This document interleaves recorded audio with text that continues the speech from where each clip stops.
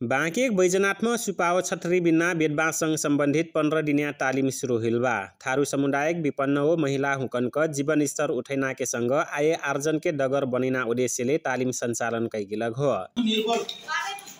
आपण काम गर्दैन आफूले कहीं दुई पैसा आमदानी गर्ने महिला दिदी बहिनी कुरा कहीं आर्थिक सँगसँग यसो टाइम मिलल बेलामा सेक्दै कलो सेटा आपण व्यवसाय गर्ने यदि निसे कहीं कलो सेटा यसो फुर्सद रहल बेलामा एक्टिभिटी बनाएर आपण यसो जीविका पार्जनमा कुछ सहयोग आर्थिक सहयोग हुन्छ कि कहीं यही म चाहिँ लागि परलबाट विद्यालयका सिकै सफलतापूर्वक सफल हुने जना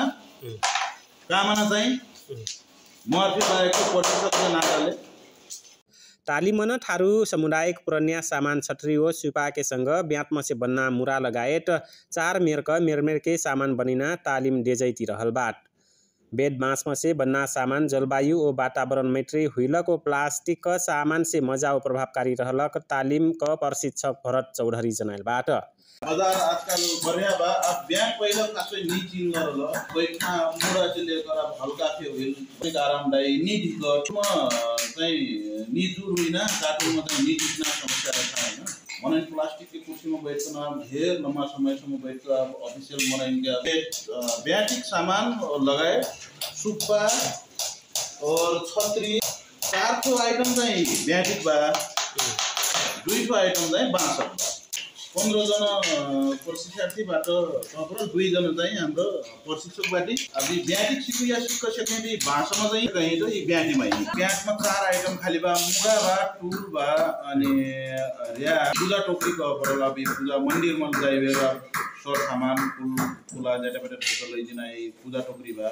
आवश्यकती रहलक तालिमले अपना जसिन महिला के सिप के स्तर उठैना ओ आपन घरमन बेलसना के संग आय आर्जन के मुख्य स्रोत बन्ना तालिम का प्रशिक्षार्थी सीतारानी थारू के कहाइबा।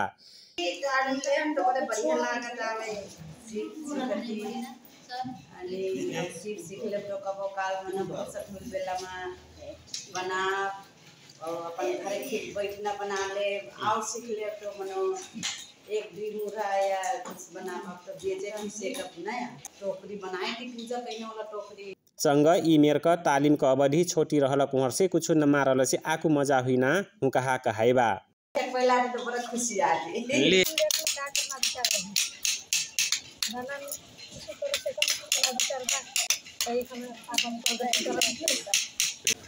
ये भाषा के तो बिलती वक्त